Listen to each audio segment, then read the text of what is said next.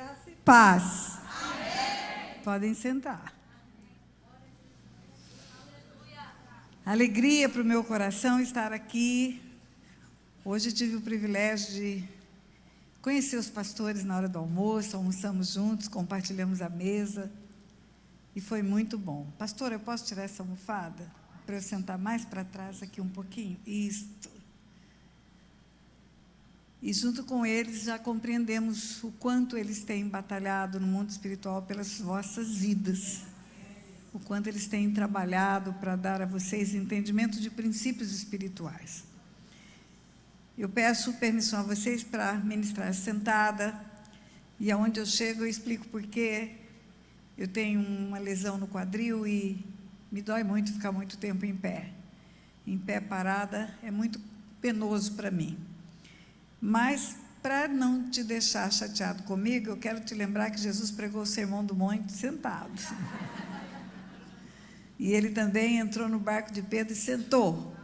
Quando você vê Lucas 5, a pesca maravilhosa. Então, se você não gosta, vai achar ruim eu sentada, fecha o olho e você vai me imaginar em pé. Vai escutar a minha voz e pronto, né? Mas quando sentamos eu e você, nós nos sentimos confortáveis. E aí, sem dores, sem penoso demais ser, eu posso fluir melhor naquilo que o Espírito Santo de Deus me ensina para eu ensinar para você. E eu quero fazer uma oração, não porque não tenha sido válidas as orações anteriores, mas porque todo lugar que eu chego para ministrar, eu agradeço a Deus essa oportunidade. É uma grande oportunidade que Deus me dá de servir aos santos que se reúnem hoje aqui, de servir a esse ministério. Pai, muito obrigada. Muito obrigada. Eu tenho dito, Pai, que eu não tenho uma agenda, eu tenho uma missão, e o Senhor faz a agenda para o cumprimento da missão. E aprove o Senhor fazer na minha agenda no dia de hoje a vinda a esta casa, a este ministério, a esta parte dos teus filhos na terra, Pai, do teu rebanho. A igreja é tua, Pai, a igreja é tua. E louvado seja o Senhor por me dar essa graça de estar aqui nessa noite. Obrigada, Pai, te agradeço em nome de Jesus. Amém. Amém, amém, amém. Esse culto foi aberto, eu estava aqui na hora do início, oração, primeira feita pelo meu irmão, e ele disse algo: o ladrão não vem senão somente para matar, roubar e destruir, mas Jesus veio para destruir as obras do diabo. E eu quero dizer que é mais do que isso. O ladrão não vem senão somente para matar, roubar e destruir. Jesus veio para destruir as obras do diabo e para dar vida em abundância para nós. Para nos abençoar com toda sorte de bênçãos aprovisionadas nas regiões celestiais, desde antes da fundação do mundo. Porque em Cristo Jesus nós fomos formados filhos. Em Cristo Jesus somos filhos, somos herdeiros também. E herdeiros de todas as bênçãos aprovisionadas nas regiões celestiais antes da fundação do mundo. Quantas vezes cantamos: tudo que Jesus conquistou na cruz é direito nosso, é nossa herança, é direito nosso, é nossa herança. Então, estar em Cristo Jesus é estar no lugar onde podemos encontrar a vida abundante. Aquele que está em Cristo é nova criatura, aprendemos isso. Coisas velhas já passaram, tudo se fez novo. Aquele que está em Cristo é nova criatura. Mas esse versículo foi recebido por nós, igreja, de uma forma incompleta. Estar em Cristo não é apenas levantar a mão num dia de fé que você descobre que estava caminhando para a morte. E você entra por um novo e vivo caminho de vida. Estar em Cristo não é estar limpo, é chegar no lugar onde pode ser limpo. Quando Jesus fala: eu sou o caminho, a verdade e a vida, ninguém vem ao Pai senão por mim, ele está falando de um processo. Caminho não é sinônimo de verdade, que não é sinônimo de vida. O caminho é o caminho de vida que você entra quando entrega a sua vida para Jesus. Você estava caminhando para a morte, você é resgatado do império das trevas para o reino da luz, e o caminho é Jesus, para entrar no reino da luz, não tem outro caminho. Mas nesse caminho você conhece a verdade. e conhecereis a verdade, e a verdade vos libertará. Quando ele fala, eu sou o caminho, ele é a porta de entrada. A verdade é você descobrir aquilo que é o plano de Deus para a sua vida, o alinhamento com o céu. Ele diz duas coisas, e conhecereis a verdade vos libertará, e ele também diz, se o Filho vos libertar, verdadeiramente sereis livres. Então, o Filho e a verdade libertam. E conhecereis a verdade vos libertará. Se o Filho vos libertar, verdadeiramente sereis livres. Aí você pensa, são duas coisas diferentes? Não, é a mesma coisa. Ele é a verdade. Ele diz, eu sou o caminho, a verdade. Ele é a verdade. A verdade é a palavra, e a palavra é o Filho. A palavra é o rema de Deus, é o verbo que veio e habitou entre nós. A palavra é o Filho. Por isso que a Bíblia fala em Colossenses capítulo 1, que por meio dele, por causa dele, tudo que foi feito se fez, é por meio da palavra. Eu costumo dizer que a palavra de Deus é como um leão. Se você tem um leão numa jaula, e você quer fazer alguma coisa com esse leão, você abre a jaula e solta o leão, você não precisa ajudar o leão sozinho faz tudo. E o leão da tribo de Judá é o Filho, ele é a palavra. Quando você solta a palavra, ele opera, porque ele é a palavra. Por isso que ele diz, e conhecereis a verdade vos libertará. Se o Filho vos libertar, verdadeiramente sereis livres. E quando você conhece a verdade, porque entrou no novo e vivo caminho, aí você tem a vida, que é a vida abundante. A vida abundante que ele quer nos dar, plenitude e alegria, na família, na saúde, nos negócios, em tudo, em tudo. Deus é bom o tempo todo, nós cantamos aqui, quando cantamos Te Amo, Deus. Ele é bom o tempo todo. Ele fala para nós que se buscarmos primeiro o reino dos céus e a justiça dele, todas as coisas nos seriam acrescentadas. Jesus fala isso. Não é que não tenhamos que buscar outras coisas, mas primeiro buscar o reino dos céus. Prioridade, o reino dos céus. E quando ele fala isso na Bíblia, quando Jesus fala isso, fala para os discípulos, porque ele estava vendo os discípulos preocupados com a sobrevivência. Vocês estão preocupados com o que vão comer, vestir, calçar? Não se preocupe. O vosso Pai que está no céu alimenta as aves dos céus, veste os lírios do campo, não vai deixar faltar nada para você. Busque primeiro o reino dos céus e sua justiça, e tudo que você precisa para a sobrevivência será acrescentado. Eu tenho 75 anos, o pastor Otto tem 85 anos. Nunca tivemos fome sem ter o que comer, nunca. Nunca tivemos sede sem ter o que beber, nunca tivemos cansaço sem ter uma cama para recostar, nunca tivemos frio sem ter um agasalho. É disso que ele fala. É a sobrevivência. Mas isso é pouco. Está escrito no Salmo 37, versículo 4, agrada-te do Senhor e Ele satisfará os desejos do vosso coração. Desejo do coração é mais, é um plus, é um mimo de Deus. Você pode desejar coisas que você não precisa. Você poderia viver e morrer sem essas coisas, sem ter falta de nada. Mas você deseja, por exemplo, fazer uma viagem a Israel. É um desejo. É um plus. Então o Pai dá o básico do básico e Ele também realiza desejos do coração. Mas tem mais ainda do que isso. A palavra diz que nem olhos viram, nem ouvidos ouvidos, nem jamais penetrou no coração do homem o que Deus tem preparado para aqueles que o amam. Nem pensou, nem desejou, nem sonhou, nem quis, e é surpreendido com o presente. Com a dádiva de Deus, com a bênção de Deus. Então, eu quero falar para você que Deus é bom o tempo todo, Ele quer te abençoar o tempo todo, Ele quer te dar vida abundante o tempo todo, Ele quer fazer tudo por você o tempo todo.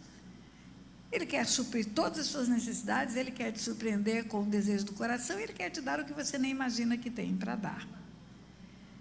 Mas aí você pergunta, por que que eu não vejo isso na minha vida? Porque aquele que vem para matar, roubar e destruir tem uma entrada na sua vida. Eu digo que não há sorte e azar. As pessoas pensam que as coisas acontecem por azar que elas têm. Não, não tem. Tem luz e trevas. Tem ação da luz e tem ação das trevas. Tem manifestação de bênção, de vida abundante, que você chamaria de sorte, e tem manifestação de morte, roubo e destruição, que você chamaria de azar. Então, na verdade, é algo do mundo espiritual que vem para o mundo natural. E antes de qualquer coisa, eu vou te mostrar até que ponto o mundo espiritual pode agir no mundo natural, pelo livro de Jó. Jó é um livro escrito antes de Gênesis. É o livro mais antigo da Bíblia. Deus deixou o livro de Jó escrito para mostrar para nós. É um livro didático. É um livro de ensino do mundo espiritual. Deus deixou o livro de Jó para mostrar para nós que Satanás pode tocar na saúde, nos bens e na família. Destruir tudo.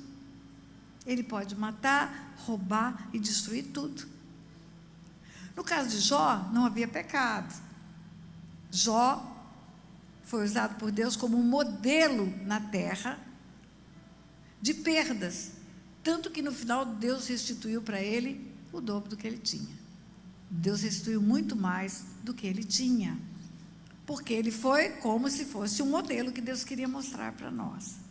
Mas o que está patente no livro de Jó, e que ninguém pode negar, é que com a permissão de Deus, o diabo tocou em tudo que Jó tinha. Em tudo. Só não tirou a vida dele. Eu digo que não tocou também no casamento. Tão importante é o casamento para Deus. Deus não deixou Jó matar, o diabo matar a mulher de Jó. Mesmo tendo a boca maldita que ela teve para amaldiçoar Jó. Amaldiçoa teu Deus e morre. Deus podia falar para Satanás, leva ela. Mas a restituição dos filhos foi com aquela mesma mulher, né? Casamento é importante demais para Deus. É importante demais. Mas então, o que eu estou querendo dizer para você é que todo sintoma, é fácil falar em sintoma em tempos de Covid. Falta de paladar, falta de olfato, febre, respiração difícil, sintomas de Covid. A gente escutou isso muitas vezes. Todo sintoma de morte, roubo e destruição na vida de uma pessoa não é da parte de Deus. Os amigos de Jó diziam que Deus estava provando Jó, mas não estava. Deus estava usando Jó como modelo de retidão, mas com permissão para ser um modelo para o mundo inteiro de que o diabo toca em tudo. Não foi o diabo, não foi Deus que tocou em Jó, foi o diabo. Foi o diabo que matou, foi o diabo que roubou, foi o diabo que destruiu. A natureza de Deus não é essa. Então, com esse preâmbulo que eu estou falando a você, como que para abrir o caminho de tudo que eu quero lhe falar hoje, o pastor Otto, quando abriu aqui, ele fez alusão à abertura do SILC. O SILC é um seminário intensivo de libertação e cura que fazemos 5 dias imersos na palavra de Deus, num lugar, recebendo palavra e atendimento. Já está na edição de número 92, vamos fazer em Joinville esse mês. Brasil, mais de 90 vezes, na Europa 5 vezes já, e vem pela primeira vez para os Estados Unidos, em Orlando. E se você puder ir, não pense 2 vezes, não pense 2 vezes. Se você quer informação, é silkglobal.com, você vai ter todas as informações, ou no meu site, pastorataniatereza.com. Mas o pastor Otto, toda a edição do Silk, ele abre com o texto que ele leu aqui. Os ouvidos de Deus não estão fechados, as mãos não estão encolhidas, mas ele não pode fazer, porque as nossas iniquidades e os nossos pecados fazem separação entre nós e o nosso Deus. Os nossos pecados e as nossas iniquidades. Então, quando você tem uma vida sem abundância, quando você tem morte, roubo e destruição, sintomas fortes de ação maligna, eu vou dizer para você, não adianta ficar expulsando demônios só. O demônio sai quando você expulsa. Ele tem que sair, é uma ordem. Mas a palavra de Deus diz que ele volta e traz mais 7. Se a casa estiver vazia, se ela não for ocupada por Deus, por tudo que Deus tem para nós, o estado da pessoa fica pior. Por causa disso, eu não expulso demônio, eu ensino a limpar a casa. Eu ensino a limpar a casa porque às vezes você expulsa demônio de uma pessoa e ela vai e a porta não é fechada e a casa fica pior, a vida dela fica pior. Tem gente que suicida depois de passar por expulsão de demônio, porque aquele que foi embora volta com mais 7, e dentre eles traz um espírito de morte. Então, o que eu faço ao longo da minha vida, 40 anos, ensinando princípios de libertação, é ensinando a limpar a casa. É ensinando a limpar a casa. Eu diria que o mundo natural é como esse salão, e o mundo espiritual é como o resto do planeta. O mundo natural é pequenininho dentro do mundo espiritual. E ele conecta-se com o mundo espiritual por portas. Acabou de entrar uma mulher e uma criança, e um homem e outra mulher pela porta. É assim. O mundo espiritual entra no mundo natural pela porta. Portas espirituais. Talvez você chame de brecha, chame de legalidade, mas na Bíblia é porta, a palavra é porta. Quando Deus fala para Caim, que já tinha a intenção de matar Abel, o pecado começa no coração. A alma é coração. Coração não é músculo cardíaco que fica bombeando sangue, não. Na Bíblia, coração é alma. Quando Davi fala, sonda o meu coração, vê se há em mim algum caminho mau, ele está falando, sonda a minha alma. Quando Deus fala, eu, Senhor, esquadrinho o coração e provo os pensamentos, está falando de alma. Quando a Bíblia fala, a alma que pecar, essa morrerá, é porque é a alma que leva o homem para o pecado. Na alma fazemos as nossas escolhas. Na alma aprendemos tudo, nosso intelecto está na alma, as emoções, tristeza, alegria, na alma, e as escolhas na alma. E Deus conhece o homem por inteiro. Eu, o Senhor, esquadrinho o coração e provo os pensamentos. A Bíblia diz que Ele conhece os afetos do nosso coração e sentimentos que temos, de bem ou de mal. E Ele chega para Caim e fala, se procederes bem, não é certo que serás aceito? Se é uma condição. Se não proceder bem, não será aceito. Se proceder bem, será aceito. E ele fala também, o pecado jaz à porta. A ti te cumpre dominá-lo. O pecado jaz à porta. Porta espiritual. Quando você vai para Apocalipse, você vai ver Jesus dizendo, eis que estou à porta e bato. Se você abrir, eu entrarei na sua casa. Cearei com você. Casa é família. Casa na Bíblia, ora é prédio, ora é corpo humano, que é templo do Espírito Santo, e ora é família. E nesse texto de Apocalipse é família. Se você entrar, se você abrir, eu entrarei na sua casa, entrarei na sua família, porque o projeto de Deus é para salvar toda a família. A decisão de receber Jesus é pessoal, o arrependimento é pessoal, mas quando vem o arrependimento para uma pessoa, começa um processo que termina com o resgate da família. Se você olhar para a profecia de Isaías 61, onde está escrito, o Espírito do Senhor veio sobre mim, Ele me ungiu para salvar, para curar, para libertar cativos e oprimidos do diabo, você vai ver que continua, a fim de que sejam chamados carvalhos de justiça, plantados pelo Senhor para a sua glória, e continua, edificarão cidades antigamente assoladas, arruinadas, destruídas de geração em geração, e sereis chamados famílias benditas do Senhor. O projeto é esse.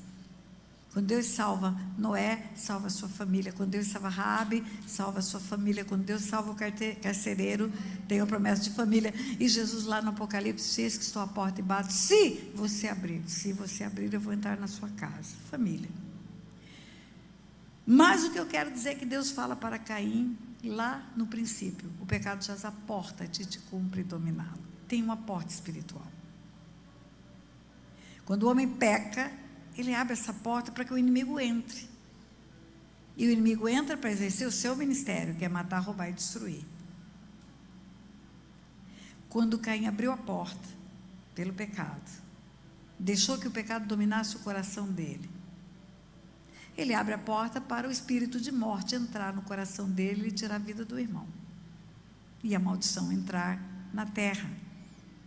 Ele mata Abel. O primeiro homem nascido de mulher mata o seu irmão. Deus chega para ele e pergunta: onde está Abel, seu irmão? Ele responde: acaso eu sou tutor do meu irmão? Eu sou responsável pelo meu irmão? Deus diz para ele: és agora, pois, maldito por sobre a terra, cuja boca se abriu para receber das tuas mãos o sangue do teu irmão. A maldição entra na terra. O sangue derramado pela porta aberta que Caim fez. E aí, queridos, eu quero dizer algo para você. Quando você se converte, porque em Adão todos pecaram, todos pecaram, todos, a Bíblia diz isso. Em Adão todos pecaram e todos foram destituídos da glória de Deus. Você é destituído de alguma coisa que você tinha. É destituído de um cargo, é destituído de um emprego, destituído de um imóvel, é retirada. Então o homem tinha a glória de Deus. Ele perdeu por causa do pecado. O DNA de Deus estava nele, ele era a imagem e semelhança de Deus. Ele foi formado por Deus para ser filho de Deus. Ele não foi formado por Deus para ser jardineiro do Éden. Está escrito que ele foi formado para ser filho de Deus. Livro Evangelho de Lucas, capítulo 3, a partir do versículo 23, que fala da genealogia de Jesus. Jesus, filho de José, José, filho de Eli, Eli, filho de Matate. Quando chega em Adão, vai a cadeia genealógica de Jesus até Adão. Quando chega em Adão, no versículo 38, está escrito: Adão, filho de Deus, filho de Deus. Deus formou Adão para ser filho, é o plano dele. Imagem e semelhança dele, filho dele. Quando você vai para Apocalipse, penúltimo livro, 21, capítulo 21, versículo 7, está escrito: o vencedor herdará todas essas coisas, eu lhe serei Deus e ele me será filho. O vencedor herdará tudo, novo céu, nova terra. De novo, Deus vai ter um filho ou filhos para estarem como herdeiros dele, de todas as coisas. Novo céu, nova terra. Quando a Bíblia fala em Apocalipse 9, digno é o Cordeiro de abrir o livro, tirar o selo, porque foi morto e com o seu sangue comprou povos de todas as raças, tribos e nações, e os constituiu reis e sacerdotes, e reinarão sobre a terra. Constituiu já, comprou já, reinarão é futuro do verbo, reinarão sobre a terra. É o plano de Deus. O plano de Deus era Adão reinando sobre a terra, novo céu, nova terra serão feitos, e o plano de Deus é que a nova terra o homem vai governar também, junto com Jesus. Quando ele coloca o homem lá no Éden, jardim de Deus, ele formou o homem para governar, A terra, a sua plenitude, todos os que nela habitam são do Senhor, como está escrito no Salmo 24, tudo é dele. Por isso ele vai fazer novo céu e nova terra. A terra, a sua plenitude, todos os que nela habitam são do Senhor. Ele diz: toda a terra é minha.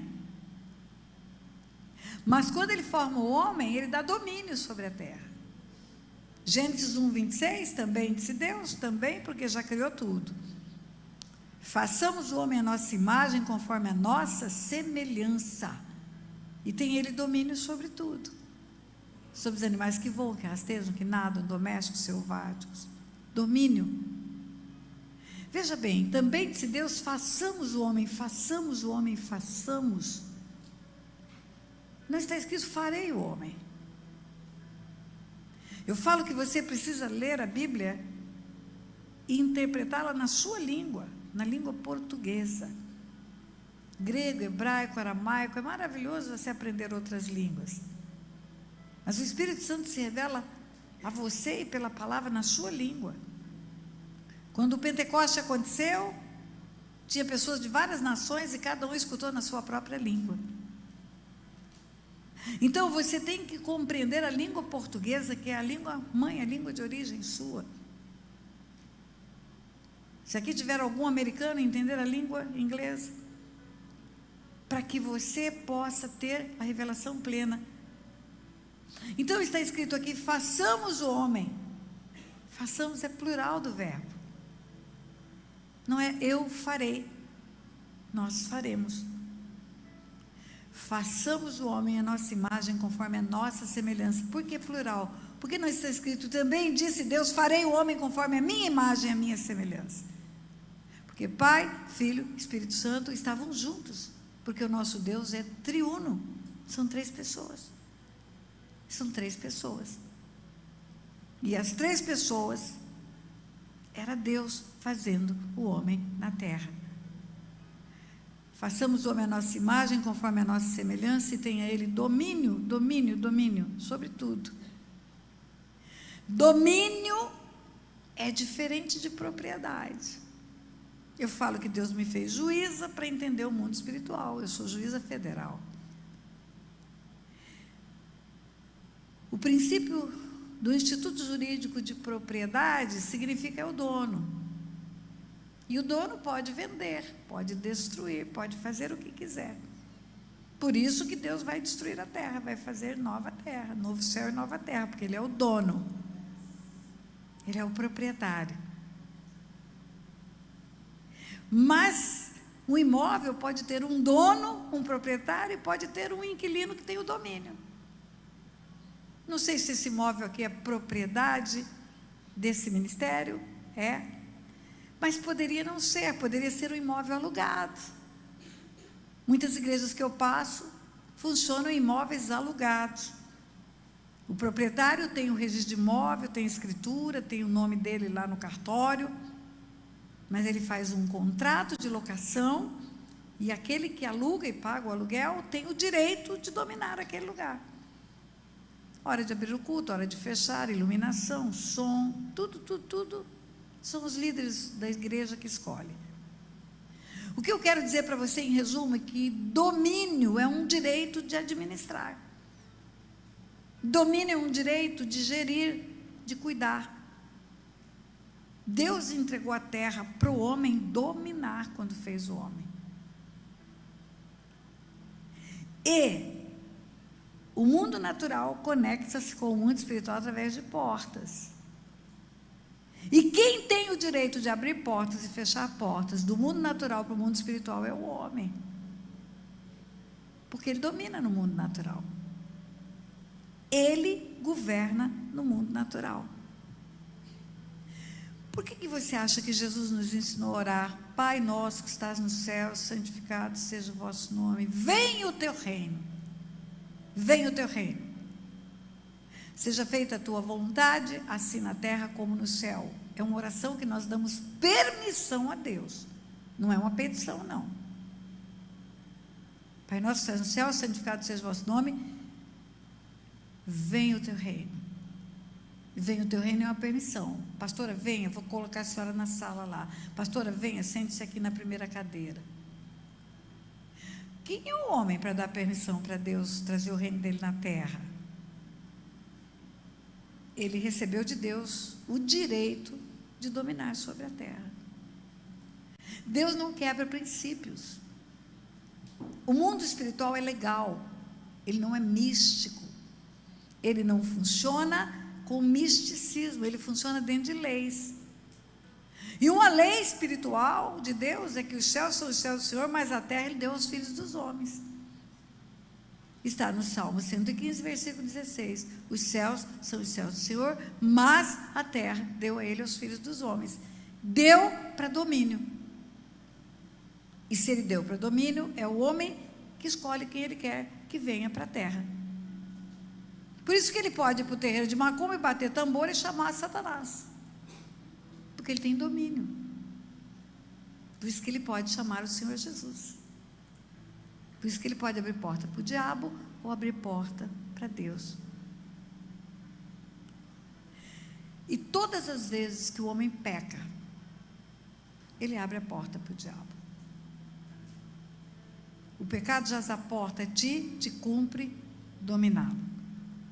E toda vez que ele peca, ele abre a porta, e toda porta que ele abre, o diabo vem para matar, roubar e destruir. E volto a dizer, não adianta expulsar só.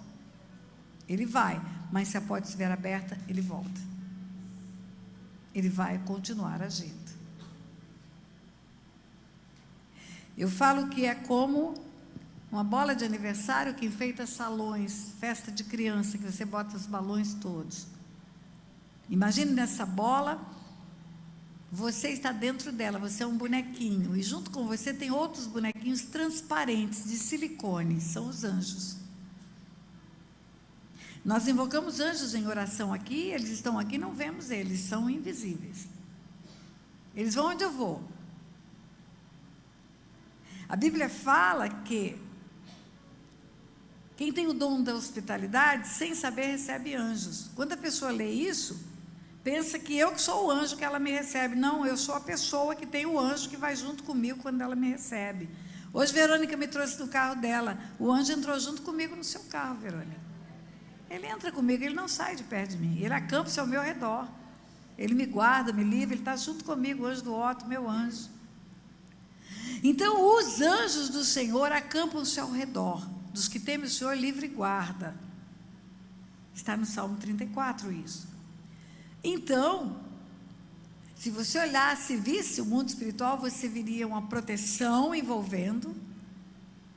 São as paredes que conectam-se o mundo natural com o mundo espiritual.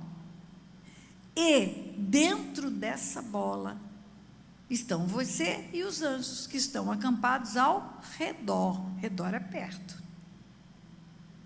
Mas a mesma palavra bíblica diz que eles estão ao redor, mas os demônios estão ao derredor, rugindo como um leão, buscando a quem possa tragar. Derredor não é perto, é longe, é mais longe um pouco. Estão no espaço mais distante. Qual é esse espaço? Eles estão por fora. Eles estão circundando o lugar, esperando uma porta se abrir. Buscando a quem possa tragar, buscando quem vai abrir a porta. Eu diria a você que nem o homem, nem os anjos, nem Satanás pode abrir uma brecha nessa bola, que é a porta. Que é a porta que conecta-se o mundo natural com o mundo espiritual. Só o homem pode abrir e só o homem pode fechar. Só o homem pode abrir a porta para conectar o mundo natural com o mundo espiritual. E só o homem pode fechar a porta do mundo espiritual para o mundo natural. Só. Numa edição do Silk, eu falei para você que já vamos para a edição 92. Numa edição do Silk, eu acho que do número 89, sentado bem na primeira fileira, onde está essa jovem de roupa azul aí, bem na primeira fileira, estava uma mulher, uns 70 e poucos anos de idade, baixinha, bonita. Quando começou o louvor, como começou aqui, louvor, adoração, ela se levantou e ela veio à frente. E eu estava sentada numa mesa, como uma mesa de aula, de dar aula, uma mesa bonita. Ela chegou e estendeu a mão sobre aquela mesa, e ela falou: tem jeito para mim, tem jeito para mim, tem jeito para mim, tem jeito para mim. Eu falei: tem, é um seminário onde as pessoas buscam cura e libertação. Então, essa mulher veio buscar a cura e libertação e está perguntando se tem jeito para ela. Tem sim, tem jeito para você, tem jeito para todo aquele que quer. Todo aquele que vier procurar tem. Aí ela respondeu para mim: mas eu sou mãe de santo, tem 50 anos que eu sou mãe de santo. Isso muito emocionada, tremendo os pés da cabeça. E eu disse para ela: então nós vamos começar o processo agora, porque não fazemos isso assim. Ninguém atende ninguém em corredor de igreja, não é certo. Eu fiquei muito feliz quando eu soube que esta igreja faz agendamento, faz mapeamento, cuida de pessoas do jeito certo. Queridos, você vai chegar no hospital, no corredor do hospital, vai abrir o peito e vai falar: opera meu coração? É irresponsabilidade. Eu vou futucar a sua vida sem saber a sua história, sem saber que porta foi aberta para saber como fecha, sem fazer um mapeamento responsável. E aquela mulher chegou daquele jeito, eu falei, então nós vamos começar, vamos entregar a sua vida para Jesus, é o começo, a gente pode fazer agora, depois nós vamos atender. Eu disse para ela, você vai repetir comigo uma oração de confessar Jesus como seu Senhor e seu Salvador, vamos começar agora. E quando eu falei isso, o demônio tomou aquela mulher na minha frente e falava pela boca dela, entre os dentes dela, ele dizia, eu mato ela, eu mato ela, eu mato ela. E eu disse, abre o olho, não fecha o olho, abre o olho, mulher, abre o olho. Por que abre o olho? Porque quando você está de olho aberto, você tem uma conexão maior com o mundo natural. E é uma probabilidade menor de Satanás tomar sua mente. Quando você está de olho aberto, você tem menos conexão espiritual. Os seus olhos estão no teu corpo, você está mais ligada no físico do que quando está com os olhos fechados. E aí eu desci, botei aquela mulher sentadinha numa cadeira para o demônio não fazer festa, fazer escândalo no meio de gente, que é o que ele mais gosta. Expulsei aquele demônio, voltei ela para o lugar, porque ela precisava agora receber tudo, sair dali limpo, aquele demônio não pegar ela de volta. No final dos 5 dias, aquela mulher foi batizada, saiu dali decidida, entregou a vida para Jesus mesmo, não foi só uma emoção. E nunca mais aquele demônio que usou aquela mulher 50 anos pôde entrar no corpo dela.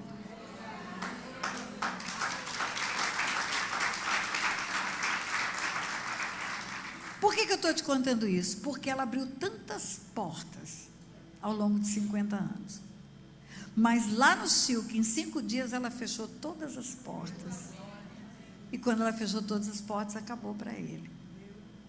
O poder do diabo existe. O diabo tem poder? Tem. Quem fala que ele não tem poder, está falando contra a palavra. Tem 2 textos bíblicos que Jesus fala que o diabo tem poder. Ele fala quando os 70 discípulos voltam, possuídos de alegria, foram de aldeia em aldeia, de cidade em cidade, pregaram o evangelho e são surpreendidos de terem autoridade espiritual que eles não sabiam que tinham, porque Jesus tinha dado e não tinha contado para eles que tinha dado. E eles voltam, em Lucas 10, 17, eles voltam, a Bíblia diz que voltam possuídos de alegria, dizendo, Senhor, em teu nome os demônios se nos submetem. Jesus responde, eu vi a Satanás caindo do céu como um relâmpago, e eis aí vos dei autoridade para pisar de serpente, escorpião e sobre todo o poder do inimigo, e nada, absolutamente nada, vos causará dano. Não obstante, não vos alegreis, porque os demônios se vos submetem, mas porque o vosso nome está escrito no livro da vida. Eis aí vos dei autoridade. Dei é tempo pretérito do verbo, é tempo passado. Jesus está dizendo, quando eu mandei vocês, eu já dei autoridade. Mas dei autoridade sobre o quê? Sobre todo o poder do inimigo. Jesus está dizendo que o diabo tem poder. É Jesus quem fala. Mas vocês têm mais. É isso que Jesus fala para aqueles homens. E quando ele chama Saulo de Tarso na estrada de Damasco, a narrativa de Saulo para o rei, quando ele foi fazer sua defesa, ele conta o seguinte, indo eu ao rei, caminho fora pela estrada de Damasco, vi uma luz mais resplandecente que o sol, e caindo eu por terra, ouvi uma voz que me disse, Saulo, Saulo, por que me persegue? Dura coisa é recalcitrar-lhes contra os aguilhões. E eu perguntei, quem és tu? Eu sou Jesus a quem tu persegues, mas levanta-te, porque para isso te apareci, para te constituir ministro, para arrancar as pessoas das trevas para a luz, do poder de Satanás para o poder de Deus, do poder de Satanás para o poder de Deus, do poder de Satanás. Então Jesus 2 vezes fala na Bíblia que Satanás tem poder, ele tem, senão não mataria, não roubaria e não destruiria tanto. Mas ele só tem poder porque abre a porta para ele, porque convida ele para entrar. Marli serviu 50 anos a Satanás, 50 anos foi cavalo de demônio. Deus chama de minha filha, o diabo chama de meu cavalo. Marli falava, eu não fui cavalo de demônio, eu fui mula de demônio. Porque eu fiz tudo que ele quis, ele me tirou tudo que eu tinha, nem saúde eu tinha. Isso fazem 2 anos que aconteceu, Marli serve ao Senhor, dá testemunho nas igrejas, uma mulher de Deus. Por quê? Porque ela fechou a porta. Porque ela abriu a vida dela e contou tudo aquilo que foi a motivação pela qual o inimigo entrou. Então, eu diria a você que o poder do diabo está limitado à minha permissão. Ele está limitado à minha decisão. Por isso, tenho mais poder do que ele. Porque eu tenho poder para fechar a porta e para mandar ele embora. E ainda dá uma ordem, sem poder de retorno, não volta mais. Por quê? Porque aquele que está comigo, aquele que está em mim, veio para destruir as obras do diabo. Ele veio para mudar esse quadro, né? Mas eu comecei dizendo a você que a sua conversão não significa que as portas estão fechadas. A sua conversão significa que você entrou no lugar onde você pode fechar portas. Porque é em nome de Jesus que você fecha portas. É em nome de Jesus que você guerreia no mundo espiritual.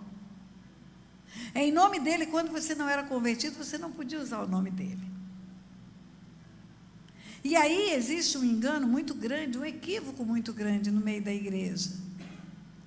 Quando pega a carta de Paulo, que diz, aquele que está em Cristo é nova criatura, coisas velhas já passaram, tudo se fez novo, interpreta isso como se não tivesse mais nenhum problema com o diabo.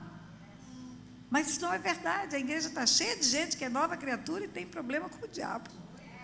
Lotada. Não é, pastora? Então, como é que é esse negócio, estar em Cristo, ser nova criatura? É a entrada, entrou pela porta. Entrou pela porta, mas tem um caminho. E agora eu vou ler a Bíblia, porque você fala, essa mulher não leu a Bíblia nenhuma vez, mas já citei uma opção de versículo para você. A Bíblia está aqui. Capítulo 15 de João, Jesus fala, eu sou a videira verdadeira, meu pai é o agricultor.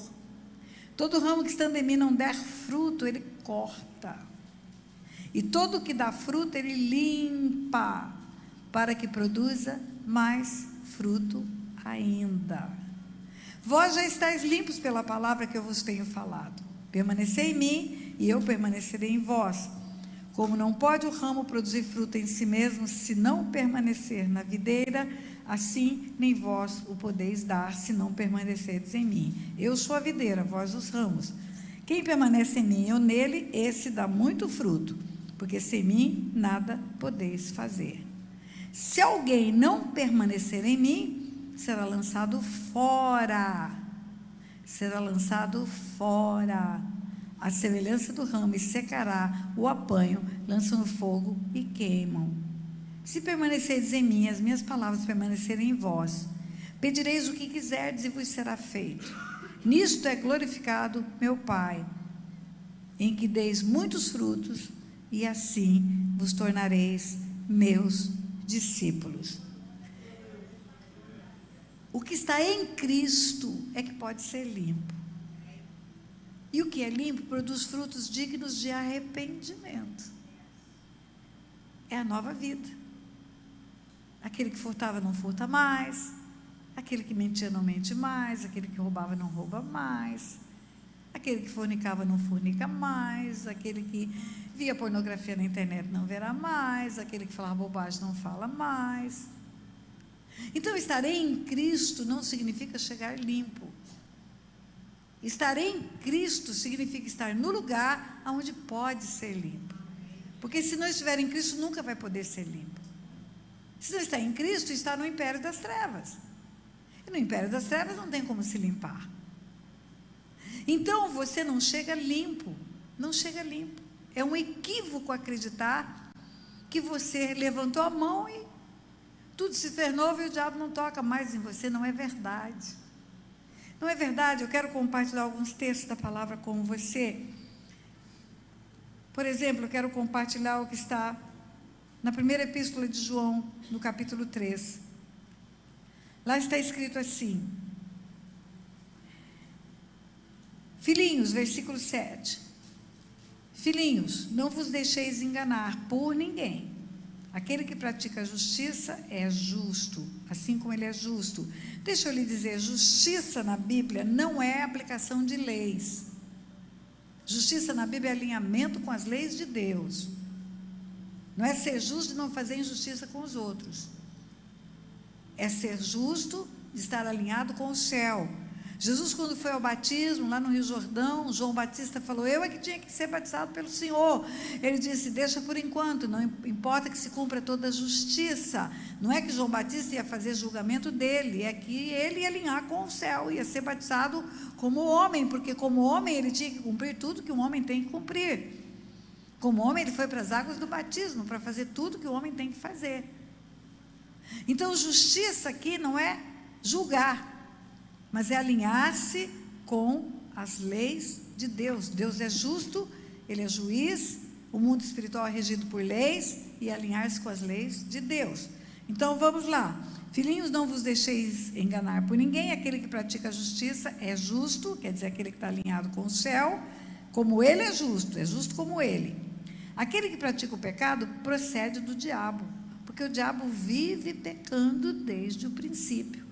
Para isto, o Filho de Deus se manifestou para destruir as obras do diabo. Vimos o versículo. Todo aquele que é nascido de Deus não vive na prática do pecado, pois o que permanece nele é a divina semente. Ora, esse não pode viver pecando, porque é nascido de Deus. Todo aquele que é nascido de Deus, que é nova criatura, que levantou a mão, não vive na prática do pecado, pois o que permanece nele é a divina semente, e este não pode viver pecando. Pecando é um tempo do verbo chamado gerúndio. Significa não uma vez, significa continuidade. Significa o hábito de pecado, indireito. A gente fala é contumaz, faz várias vezes o mesmo crime. Repete o crime. Pecando significa hábitos, significa contínuos hábitos de pecado. Quando seu filho está lá em cima, no segundo andar, você chama ele para almoçar ou para o café da manhã, ele fala, estou indo. Mas ele não tirou o bumbum da cadeira. Indo é um pé na frente do outro. Indo é praticando. Não é eu vou daqui a pouco. Estou indo, é indo. Eu estou bebendo, é aqui. É no momento exato, né? E aí eu quero remeter você para a primeira epístola de João, ainda capítulo 5, que está escrito assim: sabemos que todo aquele que é nascido de Deus não vive em pecado. Então, pecando é viver em pecado. Aquele que é nascido de Deus não vive em pecado. Aquele que nasceu de Deus o guarda, e esse aquele aqui está com A maiúsculo, é Jesus. E o maligno não lhe toca. Sabemos que todo aquele que é nascido de Deus, o homem que se converte, não vive em pecado. Antes, aquele que nasceu de Deus, que é o Filho de Deus, o guarda, e o maligno não lhe toca. O maligno não toca em quem? Em quem não vive pecando. O maligno não toca em quem não vive pecando. Jesus guarda para que ele não toque. Jesus cerca ele com a destra. Jesus põe a mão no peito do inimigo. No Salmo 81, o pessoal gosta do 91, eu gosto também, mas eu gosto muito do 81. No Salmo 81 está escrito do versículo 13 em diante: ah, se o meu povo me escutasse, se Israel andasse nos meus caminhos, eu abateria o seu inimigo. O maligno não vai tocar, Deus vai bater, vai botar a mão no peito dele. Eu abateria o inimigo. Agora, se o homem peca, por que Deus não pode abater o inimigo? Porque Deus é justo. Ele tem leis. E ele aplica as suas leis. E ele é justo até com o diabo. Ele é justo o tempo todo. Então, os filhos de Deus não vivem pecando. E filhos de Deus são pessoas que já se converteram. A Bíblia fala, ele veio para os seus não receberam, tantos quantos o receberam, deu-lhes o poder de serem chamados filhos de Deus. Quem é filho de Deus? Quem recebeu Jesus. Quando ele fala a grande comissão, depois de ressuscitar dentre os mortos, ide por todo mundo, pregar o evangelho a toda criatura, criatura, criatura. Quem crê e for batizado será salvo, quem não crê será condenado. Criatura é todo mundo. Criatura que recebe Jesus torna-se filho de Deus. Criatura não está salva. Todas as criaturas são amadas por Deus. Ele amou o mundo de tal maneira que deu o Filho para salvar o mundo. Todos são criaturas. Agora, quando elas recebem Jesus, elas se tornam filhos de Deus. Ele veio para os seus não receberam, tantos quantos receberam, deu-lhes o poder de serem chamados filhos de Deus, a saber os que creem no seu nome. Então, aquele que é nascido de Deus, já recebeu Jesus. Já entregou a vida para Jesus. Não é mais criatura. Não é mais criatura, escute o que eu estou te dizendo. É filho. Mas aquele que nasceu de Deus, que é filho, não pode viver em pecado, para o maligno não tocar. Se ele for filho de Deus e viver em pecado, o maligno toca. É isso que está escrito aqui. Pode dizer ai, ai, ai. Isso, eu quero forte, diga de novo. Então, queridos, não adianta jargão evangélico. Não me toca, não vai me tocar. Se pecar, vai. Ah, vai. Porque tem permissão de Deus para isso. Pastor, eu estou vivendo muita prova, está acontecendo tudo errado. Tem uma porta aberta. Tem uma porta aberta. Ora para que Deus mostre. Peça ao Espírito Santo que convence do pecado, da justiça e do juízo, para convencer, porque essa porta está aberta. Aonde foi mesmo que Paulo escreveu que quem está em Cristo é nova criatura, e as pessoas que não acreditam em libertação na igreja, não acreditam que o crente precisa de libertação, usa esse versículo. Aquele que está em Cristo é nova criatura, coisas velhas já passaram, se fez novo, eu não preciso de libertação, porque eu já estou em Cristo Jesus. Você está em Cristo, mas quem está em Cristo pode ser limpo. Jesus fala, eu sou a videira verdadeira, meu Pai é o agricultor, o que está em mim, meu Pai limpa. Só pode ser limpo quem está nele. Quem não está nele não pode ser limpo, não pode ser limpo. Então, qual a igreja que foi? Igreja de Corinto. Foi para a igreja de Corinto que Paulo escreveu que estar em Cristo é nova criatura. Nova criatura significa novo nascimento, no que se refere a sair da morte, entrar de novo para a vida, porque o salário do pecado é a morte, e morte é separação de Deus. E não é essa morte primeira, do corpo voltar para o pó, o espírito voltar para Deus, é a segunda morte. É a ressurreição dos mortos, quando uns irão para a vida eterna e outros para a morte eterna. Quando a Bíblia fala o salário do pecado é a morte, não está falando da primeira morte, não.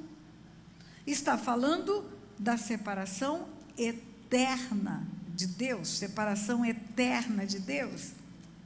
Vou ler para você Apocalipse 20, a parte final.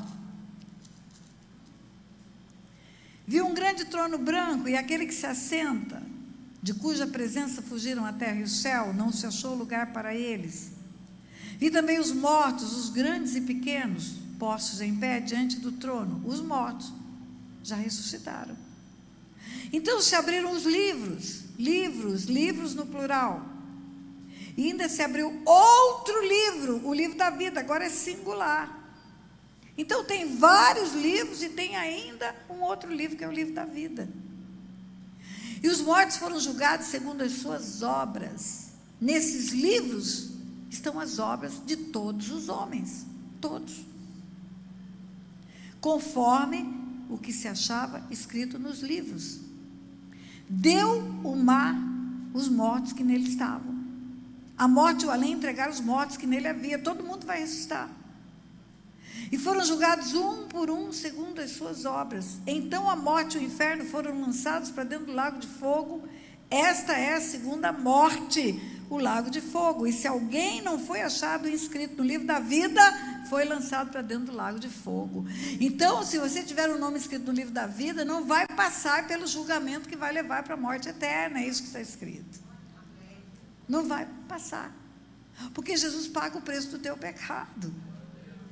Jesus morre no teu lugar. Jesus é moído pelo teu pecado, pela tua transgressão. O livro da vida tem o seu nome lá. E a morte já não vale mais para você. Mas continua assim. Vi novo céu, agora Apocalipse 21, nova terra, pois o primeiro céu e a primeira terra passaram e o mar já não existe. Vi também a cidade santa, a nova Jerusalém, que descia do céu, da parte de Deus, ataviada como noiva, adornada para seu esposo. Então ouvi grande voz vinda do trono, dizendo: eis o tabernáculo de Deus com os homens. Deus habitará com eles, eles serão povos de Deus, e Deus mesmo estará com eles. Ele lhes enxugará dos olhos toda lágrima, a morte já não existirá, não haverá luto, nem pranto, nem dor, porque as primeiras coisas já passaram. E aquele que está sentado no trono disse: eis que faço novas todas as coisas. E acrescentou: escreve, porque essas palavras são fiéis e verdadeiras. Disse-me ainda: tudo está feito, eu sou o alfa e o ômega, o princípio e o fim. Eu, a quem tem sede, darei de graça de fonte da água da vida. O vencedor herdará estas coisas. Eu lhe serei Deus e ele me será filho. Quanto, porém, aos covardes, aos incrédulos, aos abomináveis, aos assassinos, aos impuros, aos feiticeiros, aos idólatras e a todos os mentirosos, a parte que lhes cabe será no lago que arde com fogo e enxofre, a saber, a segunda morte. Então, quando a Bíblia fala que o salário do pecado é a morte, está falando dessa segunda morte. Está falando da morte eterna, não é da primeira morte. Todo mundo vai ter a primeira morte. Todo mundo vai voltar ao corpo ao pó.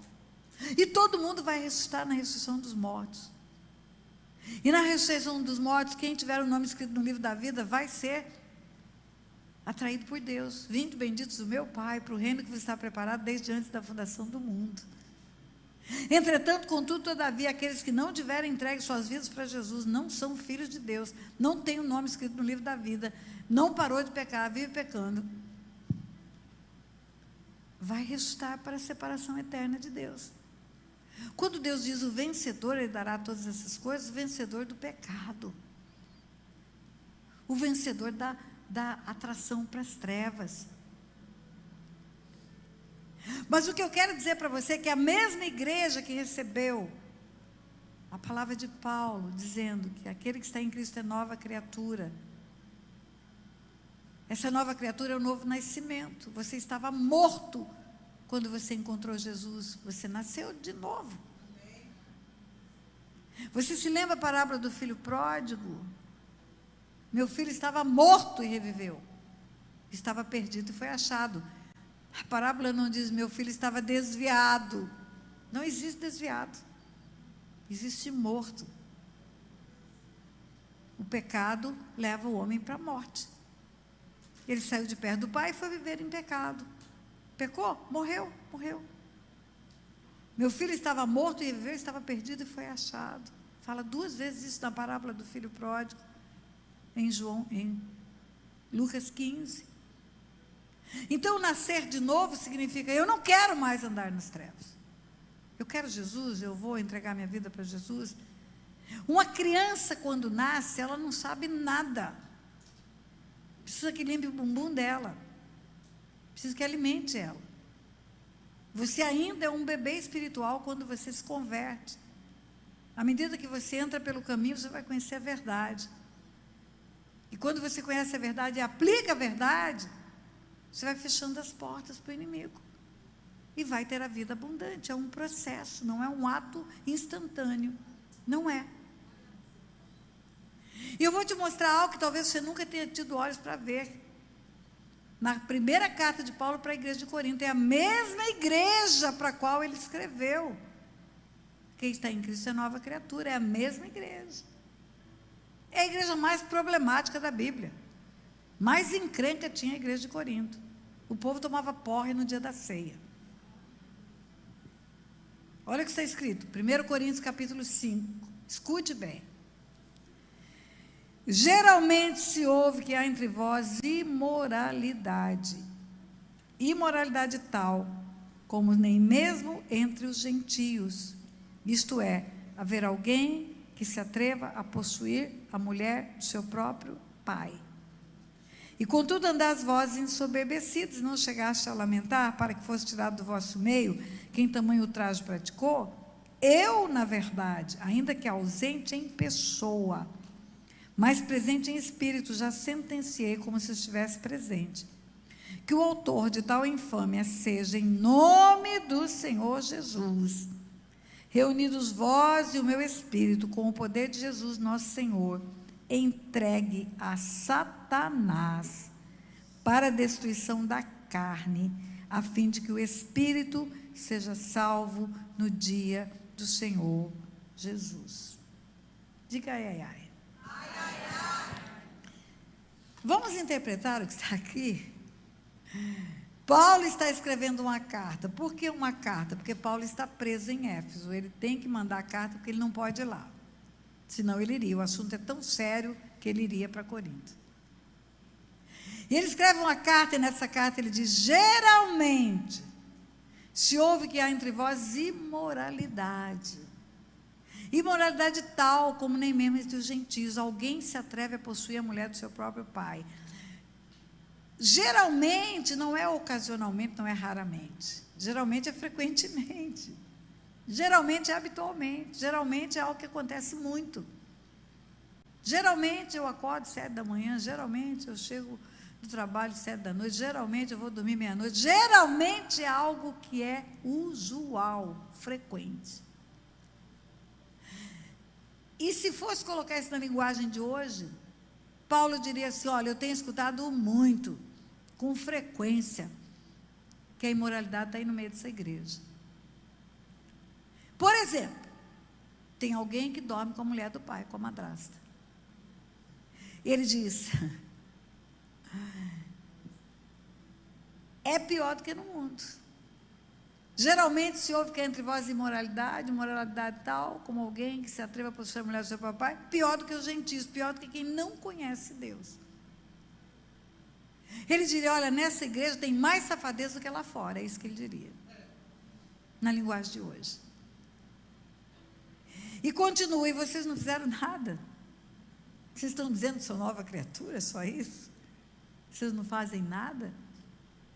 Aí Paulo diz assim: eu, na verdade, ainda que ausente em pessoa, ele não está lá, ele está em outro lugar, mas presente em espírito. É possível estar ausente em pessoa e estar presente em espírito? Sim. Por quê? Porque no mundo espiritual não existem aplicação das leis da física. Tempo, espaço são leis da física. Distância é lei da física, que mede um ponto uma distância entre dois pontos. No mundo espiritual não se aplicam as leis da física, só no mundo natural. No mundo espiritual tudo é aqui agora, já, tudo junto. Tudo é ao mesmo tempo acontecendo no mesmo lugar. Por isso eu posso, lá do Brasil, orar com aquela moça lá no Japão, que o demônio está pegando ela e está levando ela até bater o corpo dela no telhado, para matar ela. E eu posso orar com ela e as coisas acontecerem à distância. Porque no mundo espiritual não aplicam as leis do mundo natural. Eu posso repreender o demônio que pegava meu irmão e fazer ele ser viciado em cigarro. Meu irmão estava morrendo de tanto fumar. E ordenar que o demônio saísse. Meu irmão acordou no dia que eu orei e acabou a vontade de fumar. Por quê? Não tem espaço nem tempo no mundo espiritual. Paulo diz: eu, na verdade, ainda que ausente em pessoa, mas presente em espírito, já sentenciei, eu fiz um decreto. Paulo é uma autoridade apostólica. Paulo é um apóstolo. E ele fez um decreto. Um decreto de autoridade. O decreto do apóstolo Paulo tem a mesma eficácia que teve a palavra de Elias, que fala: não vai chover. É uma palavra de autoridade apostólica. Ele diz: eu, na verdade, já sentenciei como se estivesse presente, que o autor de tal infâmia seja, em nome do Senhor Jesus, reunidos vós e meu Espírito, com o poder de Jesus nosso Senhor, entregue a Satanás para a destruição da carne, a fim de que o Espírito seja salvo no dia do Senhor Jesus. Vamos suprimir o versículo 4, para você entender melhor. Eu, na verdade, ainda que ausente em pessoa, mas presente em espírito, já sentenciei, como se estivesse presente, que o autor de tal infâmia seja entregue a Satanás para a destruição da carne, a fim de que o espírito seja salvo no dia do Senhor. Mas no meio do caminho ele botou, em nome do Senhor que eu vou fazer isso. Eu não vou fazer na minha carne, na minha raiva, não. Eu vou fazer usando a autoridade do nome de Jesus. Reunidos vós e o meu espírito. Ele está dizendo, concordem comigo. Concordem comigo. Quando a carta chegar aí, vocês vão concordar comigo. E juntos, vocês e eu, em nome de Jesus, vamos entregar esse cara para o diabo. Para que o diabo toque no corpo dele, para que ele não perca a salvação. Para que o espírito seja salvo no dia do Senhor. Tem gente horrorizada. Gente, eu não estou inventando, está escrito. E quando Deus fala, cala-se diante dele toda a terra. Eu estou mostrando para você um texto de Paulo para uma igreja, dizendo que chegou ao conhecimento dele, que a imoralidade estava grande no meio da igreja, que tem um cara dormindo com a mulher do pai, e Paulo resolve fazer um decreto para punir esse cara, para ele não perder a salvação. Permitir que Satanás toque no corpo dele. Agora, Paulo, mesmo sendo uma autoridade apostólica, ele convoca a igreja para concordar. Por que Elias, quando profetizou, tão certo como vive o Senhor, não haverá chuva nem orvalho, não precisou da concordância de ninguém? Porque o princípio da concordância foi estabelecido por Jesus. Ele entregou a chave do reino dos céus, e ele disse, o que ligar na terra vai ligar no céu. E o que desligar na terra vai desligar no céu. Porque é um princípio espiritual da igreja. No tempo de Elias não existia igreja. Deus criou esse princípio a partir da igreja. Quando 2 ou mais concordarem na terra, haverá concordância no céu. É a igreja. É o corpo de Cristo na terra. Como que Paulo entrega o cara para Satanás, para a destruição da carne, a fim de que o espírito seja salvo? É possível tocar na carne para parar de pecar? É. Deixa o diabo tocar nesse cara, deixa ele numa cama enfermo, para ele não querer mais a mulher do pai. Deixa ele sofrer um acidente de carro, ficar tetraplégico, para ele não querer mais a mulher do pai. Deixa esse cara ter uma diabetes em alto grau, para ele ficar broxa, não funcionar mais como homem, perder o desejo sexual, não tocar em mulher nenhuma, nem na mulher do pai, para ele ser salvo. Então, eu estou dizendo a você que pessoas que estão dentro da igreja podem estar praticando pecado. Aquele que é nascido de Deus não vive pecando. E se pecar, o maligno toca. Paulo faz um decreto para o maligno tocar. Para o maligno tocar no cabra. Você pode entender isso? Ah, meu Deus, como é difícil pregar essa palavra. Mas Deus mandou. Eu falei para o pastor Otto, vai ser pesado, você me cobre de oração. Então, aquele que é nascido de Deus, o maligno toca, toca. Então, Paulo está dizendo para o diabo tocar no povo de Corinto, nesse homem? Tá. Então, no livro de Jó, o diabo tocou em Jó porque Deus permitiu? Sim. Então, o diabo mata, rouba e destrói porque a porta é aberta para ele? Sim. Quando o pastor Otto orou e disse, vossas iniquidades fazem separação entre vós e vosso Deus, e os vossos pecados também. Pecado é a responsabilidade pessoal, é a escolha pessoal de fazer o que é errado. O homem peca quando ele faz escolhas fora do propósito de Deus. E como que ele fecha a porta? Como é que a Marli fechou a porta? Arrependimento, confissão. Arrependimento, confissão. Arrependei-vos e convertei-vos para serem cancelados os vossos pecados. Arrependimento. não é remorso. No remorso, o homem está preocupado com a horizontal, com o casamento que acabou, com a encrenca que arrumou, com o emprego que perdeu porque roubou, com o caminhão que perdeu porque estava bêbado. No remorso, ele tem reputação a zelar, ele está preocupado com a reputação dele. No arrependimento, ele não está preocupado com a reputação, ele está preocupado com o coração de Deus. Então, ele confessa tudo. Ele não está preocupado em manter nada encoberto, nada escondido. Ele abre a caixinha. Por isso que na Epístola de João está escrito: se confessarmos nossos pecados, Ele é fiel e justo para perdoar os nossos pecados e nos purificar de toda injustiça. Presta atenção no que eu vou te dizer. Se andarmos na luz como na luz está, o que é andar na luz? Andar na luz é tirar das trevas tudo. É tirar tudo que está encoberto. Está escrito assim, versículo 5 da primeira epístola de João: ora, a mensagem que da parte dele temos ouvido e vos anunciamos é esta, que Deus é luz, e nele não há treva nenhuma.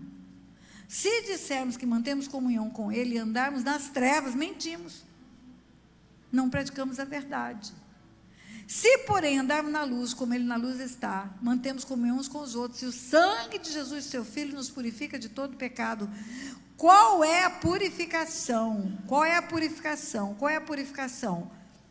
Do pecado que não está oculto. Purificação não é a mesma coisa que perdão, querido. O arrependimento gera perdão. Arrependei-vos e convertei-vos para serem perdoados os vossos pecados.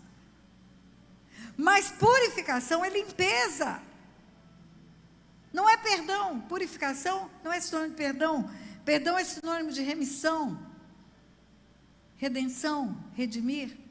Perdoar, redimir é a mesma coisa. Purificar é limpar. É limpar. Continua.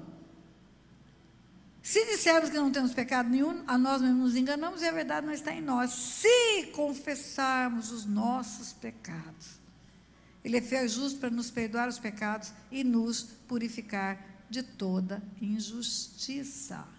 Se confessarmos os nossos pecados, se é condição.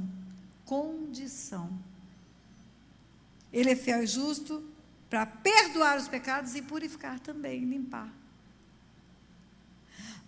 O arrependimento gera o perdão e a confissão gera a purificação. E a purificação tira o alimento de Satanás na nossa vida. Ele se alimenta do pecado. E ele toca porque ele se alimenta do pecado. Pastora, mas eu já confessei para Deus. Não é para Deus, é uns para os outros. O livro de Tiago fala isso: confessai os vossos pecados uns aos outros, orai uns pelos outros, para seres curados. Por que eu tenho que confessar para outra pessoa? Porque tem uma lei espiritual, o mundo espiritual é legal, funciona dentro de leis. 2 precisam concordar na terra para desligar. E quando 2 desliga na terra, desliga no céu. E no céu é mundo espiritual. Por isso que eu falo, louvo a Deus, porque esse ministério faz isso. Ora por mim, pastora, o diabo está furioso. Eu oro, mas se você não confessar pecado, não desligar no mundo espiritual, e isso não faz em corredor de igreja, querido. Não faz em corredor de igreja. E eu quero que você leve essa palavra com você hoje. Eu estou falando de pecado pessoal. De herança eu vou falar amanhã. Os vossos pecados e as vossas iniquidades fazem separação entre vós e o vosso Deus. O vosso pecado pode ser a causa de estar havendo morte, roubo e destruição na sua vida. O pecado oculto, o pecado encoberto. A confissão de pecados, como está escrito, Provérbios 28, 13, vai te permitir prosperar na fé. O que encobre a transgressão jamais prosperará. mas o que confessa e deixa alcança misericórdia. Deus sabe tudo, Deus viu o seu pecado, tudo está escrito no livro das obras, não é para ele que você tem que confessar, é para um irmão, para um pastor, para um líder, para desligar no mundo espiritual. Pastor, e a minha reputação é mais importante que a sua libertação? Não é mais importante que a sua libertação, a sua reputação. É melhor você manter as coisas escondidas e viver perdendo tudo pelo agir do diabo? O diabo vencendo todas as batalhas? Ou é melhor você colocar tudo na luz e vencer essa guerra? Você sabe que aqui na América tem, no Discovery, vídeos que contam de acumuladores de lixo. Eles juntam lixo, enchem a casa de lixo, fica de um jeito que ninguém nem pode passar, fica intransitável a casa. Imagine um acumulador de lixo que vira nova criatura um dia. Ele não é mais acumulador. Ou ele juntou lixo 40 anos, a casa dele é podre de lixo. Junto com o lixo vieram as baratas, os ratos, os percevejos, as lacraias, os vermes. Mas um dia ele acorda nova criatura. Oh, sou nova criatura, não vou mais acumular lixo. Não vai mais. Não vai mais. Mas eu pergunto a você, se ele não tirar o lixo que ele acumulou há 40 anos, o rato, a barata, o percevejo, a lacraia, o verme vai sair de dentro da casa dele? Não vai. A confissão de pecados é isso. É nova criatura de casa limpa. Traz para fora. Coloca do lado de fora, para que dos céus venha a purificação. Aí o maligno não toca mais. Aí não tem mais nada dele, da sua vida nas mãos dele, não é? Nós vamos encerrar por aqui. Eu só vou falar de mais um assunto que eu falei para o pastor que eu falaria na noite de hoje. Esse assunto é muito sério. Perguntei ao pastor se ele já tinha ouvido meu vídeo sobre oferta de remissão. Ele disse que não, então eu falei que falaria hoje à noite aqui. Existem leis espirituais, o mundo espiritual é legal, ele é regido por leis. Escute isso, eu vou falar várias vezes isso, hoje e amanhã. O mundo espiritual é regido por leis. Tem uma lei espiritual que diz que tudo que o homem planta, ele colhe. Isso é uma lei espiritual, tudo. E tem essa outra lei que Deus deu através de Jesus, que o que ligamos na terra, liga no céu, o que desligamos na terra, desliga no céu. E eu quero falar de finanças para você. Eu sei que muita gente veio para a América, saiu do Brasil, porque não tinha emprego, porque estava vivendo dificuldade, porque estava tudo ruim, porque não tinha perspectiva, e tem muita gente que está aqui, tem ainda muitas dificuldades, vive anos e anos e anos, não consegue fazer patrimônio, não consegue legalidade, não consegue ir para o Brasil para visitar a sua família, porque não conseguiu documento, porque está tudo ainda preso no mundo espiritual. Ontem um rapaz me procurou na igreja onde eu estava, em prantos, porque ele está há 17 anos aqui, 17 anos sem abraçar o seu velho pai, e há 15 dias o pai morreu no Brasil. E penso no desespero desse moço, né? Então, eu quero te falar de finanças. Eu quero te falar do mundo espiritual e o seu dinheiro. Toda vez que você investe, você tem um retorno em algum lugar. Você veio trazer dízimos e ofertas ao altar hoje aqui. O pastor fez um apelo, um convite para trazer oferta. Nos cultos normais você traz os dízimos.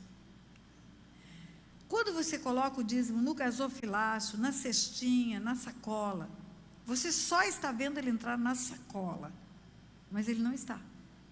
Ele está entrando no reino da luz. Aquele envelope que você deixa, aquela nota que você deixa, está entrando no reino da luz. Por que você acha que Deus fala, fazei prova de mim para ver se eu não vou abrir as janelas dos céus e derramar bênção sem medida? A janela do céu é a porta espiritual, do mundo espiritual da luz. Ele não fala, eu vou abrir o cofre do banco. Ele não fala, eu vou abrir o caixa eletrônico. Ele fala, eu vou abrir a janela dos céus. Tudo que você traz para o reino da luz, você está investindo, tudo que você traz para a igreja, você está investindo no reino da luz. Está investindo no reino da luz, do mundo espiritual da luz. Luz e trevas habitam no mundo espiritual. Por isso que ele pode prometer bênçãos sem medidas, porque é o fruto do reino da luz. É a bênção. Você investe em imóveis, você tem valorização do imóvel. Compra um imóvel pequenininho no Brasil, naquela rua que não tem nem asfalto. Daqui a pouco vem asfalto, aquele imóvel muda o valor. Você investe na Bolsa de Valores, tem dividendo de ação, tem bonificação de ação. Investe na poupança, tem juros e correção monetária. Tudo que você semeia tem uma colheita. Investe no império das trevas. O que você colhe quando você investe no império das trevas? Você investe no império das trevas, ao invés de investir no reino da luz. Você tem perdas, dificuldades. A provisão é insuficiente sempre. E pior, tudo que vem para a sua mão, vem do reino da luz. Não tem nada que do céu não nos tenha sido dado, nada. Tudo é Deus quem dá, é a força de trabalho, é a porta de trabalho, é a condição de trabalho, tudo vem dele, tudo. E aí você recebe dele com essa mão, e com essa mão você entrega para as trevas. Como é que eu entrego para as trevas, pastora? Na prostituição, nas drogas, no aborto, no crime, tudo que você fez de errado, que enfiou dinheiro, que teve finança. Dona Marli, que se converteu depois de 50 anos de mãe de santo, o que ela enfiou nas trevas dava para comprar 3, 4, 5 carros. Ela dava para o diabo. Pastora, o diabo não queria troquinho, não. Se aparecesse com moeda, eu apanhava com espada de São Jorge. Eu tinha que dar o melhor vinho, a melhor cachaça, a melhor galinha, a melhor flor, a melhor oferenda. Eu tinha que fazer tudo bom e do melhor para o diabo. Se desse porcaria, apanhava dele. Literalmente, apanhava com a espada de São Jorge. Investir nas trevas é fazer oferendas em cachoeiras, encruzilhadas, na mata, as velas para os santos católicos, as oferendas, as viagens para ir nas romarias católicas, a gasolina gasta para ir atrás de trevas, o dinheiro em jogo de azar, aborto, financiar aborto, pagou o remedinho para abortar, a bebida, a droga, tudo que você enfiou dinheiro, aonde Deus abomina, você fez um investimento nas trevas. E esse investimento tem resposta, tem a colheita. Se o homem investe no reino da luz, ele colhe bênçãos. Se o homem investe no império das trevas, ele colhe perdas, perdas. E Deus me ensinou que eu deveria levar o povo dele a fazer oferta de remissão. Não é igual o que você enfiou nas trevas. A Marli nunca teria dinheiro para entregar no altar o correspondente ao que ela gastou em 50 anos de mãe de santo. Até porque uma das ações do diabo é matar, roubar e destruir. Ele roubou tudo que ela tinha. Ela era velha e pobre. Ele não deixa uma mãe de santo ficar rica nunca, apesar de ser o cavalo dele, mas ele só sabe matar, roubar e destruir. Mas o que ela pôde, ela ofertou no reino da luz. E não é uma oferta comum. É uma oferta que tem o intuito de redimir a vida financeira. A oração é diferente. A oração da oferta comum é pedindo que Deus abençoe aquele que veio ofertar. E eu sempre oro agradecendo a fidelidade de Deus, porque Ele deu primeiro, para depois a pessoa ter o que trazer ao altar. E a oração da oferta de remissão? É reconhecer o pecado, de haver recebido do Senhor e entregue nas trevas, reconhecer o erro, arrepender-se dele, e fazer um propósito de nunca mais enfiar dinheiro nas trevas, mas apenas no reino da luz. Aí eu posso orar e desligar a vida financeira dessa pessoa do império das trevas. Porque tudo que foi ligado precisa ser desligado. Tudo, tudo, absolutamente tudo. E amanhã, pastor, se o senhor permitir, no fim de tudo, nós vamos fazer isso aqui. Já prepare o povo. Não vai ser a oferta comum do começo do culto, não. Vai ser uma oferta de remissão no fim do culto de amanhã. Porque muitas pessoas são dizimistas, são ofertantes e não conseguem ter a prosperidade que Deus promete. Apesar de andar nos caminhos do Senhor, de fazer a obra do Senhor, não consegue, não consegue. Então, eu termino com essa palavra para você e quero fazer uma oração. Presta atenção. Eu falei para você que o seu pecado é a porta aberta para as trevas. Então, a minha oração vai ser que o Senhor leve você ao convencimento do pecado e ao arrependimento do pecado. E se o Espírito Santo falou com você através dessa palavra hoje ministrada, não para de pecar amanhã, para hoje. Hoje tome uma decisão de fechar a porta para Satanás. Hoje você toma uma decisão de desligar a sua vida do império das trevas pela parada do pecado. Em nome de Jesus. Eu costumo dizer para os jovens, se você está vivendo em fornicação, fecha a perna hoje, para com isso. Pornografia da internet, tira do seu celular todos os sites pornográficos, tira. Se você está vendo o celular escondido no quarto para a esposa não ver, vai ver na sala, deixa ela saber a senha do seu celular. Tira tudo que leva você ao pecado. Porque você está alimentando Satanás e está permitindo que o diabo te toque. E Deus não quer isso para a sua vida. Pai, em nome de Jesus, no poderoso nome do teu Filho Jesus, eu coloco diante do teu trono de graça essa palavra que foi liberada. Ela é rema, Pai. É uma palavra viva e eficaz, mais cortante do que uma espada de 2 gumes. E ela é poderosa para trazer o convencimento do pecado, da justiça e do juízo. Tudo aquilo que estiver errado, Senhor, nas nossas vidas, eu me incluo nisso. Tudo aquilo que estiver fora da tua palavra, fora da justiça do céu, mostra-nos pelo teu Espírito Santo. Fala conosco em sonhos. Fala conosco pelo teu Espírito Santo. Dá-nos a compreensão do erro, para que nós possamos nos arrepender e nos converter, Pai, em nome de Jesus. E depois, marcar o momento da confissão, mas o arrependimento vir hoje, Pai, hoje. Vir hoje, Pai, para que nós possamos nos converter ao Senhor verdadeiramente, em nome de Jesus. Amém? Amém e amém.